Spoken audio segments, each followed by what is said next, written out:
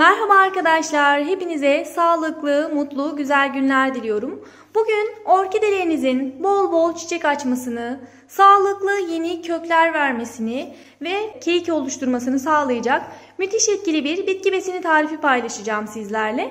Daha önceden de evde hazırlayabileceğiniz çeşitli bitki besini tarifleri paylaşmıştım. Bugün de özellikle orkidelerinizin azot ihtiyacını karşılayacak bir bitki besini tarifim olacak sizlere. Diğer çiçeklerde olduğu gibi orkidelerde yine azot, potasyum, fosfor, bu ve buna benzer birçok besine ihtiyaç duyar. Bu besin takviyelerini verdiğinizde de bol bol çiçek açar, sağlıklı kökler verirler. Özellikle bitkiler azota ihtiyaç duyduğunda alt yapraklarda sararmalar oluşur. Üst yapraklarda sararma yoksa, sadece alt yapraklarda sararma varsa bu orkidenizin azot ihtiyacı olduğunu gösterir arkadaşlar. Bazen de tabii ki bitkiniz çok güneşte kaldığında da yine böyle yapraklarda sararmalar meydana gelebilir. Sadece orkidelerde değil, bahçenizdeki meyvelerinizde, diğer çiçeklerinizde de yine azot ihtiyacı olduğunda bitkilerde böyle yaprak sararması oluşabilir. Bunu gidermek için bitkiye azot takviyesi yapmanız gerekiyor arkadaşlar. Azot takviyesini de evde nasıl yapabilirsiniz? Bunu açıklayacağım sizlere. Bu hazırlayacağınız besinle bitkinin azot ihtiyacını fazlasıyla karşılayacaksınız. Bitkilerde azot ihtiyacını karşılayabilmek için kullanabileceğiniz en iyi bitki ısırgan otu arkadaşlar. Isırgan otu suyu azot oranı oldukça yüksek olan bir besin arkadaşlar. Isırgan otu suyunu yaparak iki şekilde kullanabilirsiniz.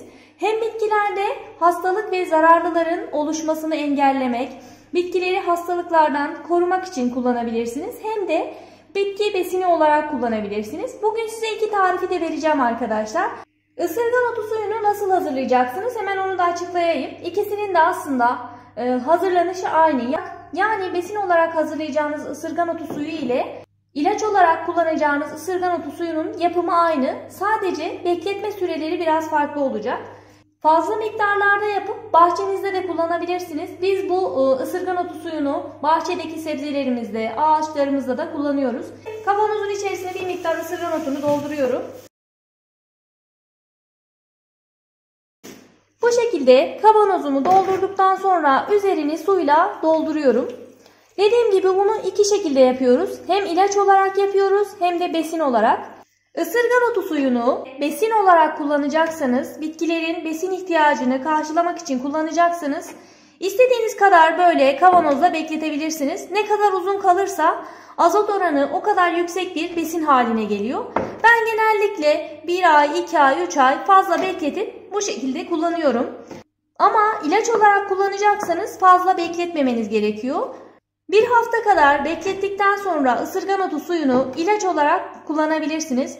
Özellikle bakın bahar ayları geliyor. İlkbahar aylarında yaprak bitiği, kırmızı örümcek, bu ve buna benzer birçok hastalıkla mücadele etmek için ısırgan otu suyunu kullanabilirsiniz. Ama şuna özellikle dikkat etmeniz gerekiyor. Bu besin oldukça etkili bir besin. Azot oranı çok yüksek olduğu için bunu direkt kullanmayacaksınız. 1/4 oranında sulandırıp kullanmanız gerekiyor. Yine ilaç olarak kullandığınızda da 1/4 oranında sulandırmanızı tavsiye ederim. Aksi halde bitkilerinizi yakabilir. Çok etkili bir ilaç haline geliyor arkadaşlar. Özellikle bakın yaprak bitiğinde kesinlikle kullanmanızı tavsiye ederim. Özellikle yaprak bitiğiyle ve diğer birçok hastalıkla mücadele etmek için ısırgan otu suyu birebir. Besin olarak da kullanacaksanız dediğim gibi 1/4 oranında sulandıracaksınız. Bunu bu şekilde hazırladıktan sonra kapalı bir yerde bekleteceksiniz. Kapalı bir dolabın içerisine koyabilirsiniz. Serin bir yerde, kapalı bir yerde muhafaza edeceksiniz. Bu benim geçen yıl hazırlamış olduğum bitki besinim. Böyle her yıl hazırlıyorum. Bütün çiçeklerimde kullanıyorum. Sadece orkidelerde değil, bütün çiçeklerinizde, bahçenizdeki sebzelerinizde, meyvelerinizde her yerde kullanabilirsiniz arkadaşlar. Ama dediğim gibi sulandırıp kullanacaksınız. Ben mesela şöyle bir ölçü kavanozum var. Bunu bütün hepsini orkidelerime veriyorum. Alta şöyle 1/4 oranında sadece ısırgan otu suyu koyuyorum. Üzerini suyla doldurup bu şekilde bütün orkidelerime veriyorum. Dediğim gibi sulandırmadan vermeyin arkadaşlar. Özellikle sulandırmanız gerekiyor. Çünkü gerçekten azot oranı oldukça yüksek olan bir bitki besini. Bu orkidelerinizin gerçekten bol bol çiçek açmasını sağlıyor. Diğer çiçeklerinizde de kullanabilirsiniz. Tüm çiçeklerin özellikle çiçek açmasına destek oluyor. Şöyle göstereyim, bakın. Bunlar benim daha önceki videolarımda aloe vera sürmüş olduğum orkidem. Gördüğünüz gibi yeni çiçek dalları oluştu. Yine diğer çiçeklerim de, orkidelerim de hepsi çiçekli, yeni çiçek dalları oluşuyor. Bu şekilde evde hazırlayacağınız bitki besinlerini orkideleriniz böyle çiçekliyken ayda bir kez, orkidelerinizin üzerinde çiçek yoksa veya orkidelerin çiçeği böyle daha yeni tomurcuk halindeyse, bu aşamadaysa 15 günde bir kez besin takviyesi yapmanızı tavsiye ederim. Aksi halde çiçeklenme daha geç olur. Dalın büyümesi, çiçek dalının büyümesi daha geç olur. Uzun bir süreç alır. Bitki besiniyle desteklerseniz hem orkideleriniz bir yandan bol bol sağlıklı kökler verir, hem de orkideleriniz bol bol çiçek açar. Özellikle ısırgan otu suyu kullanmanızı da tavsiye ederim.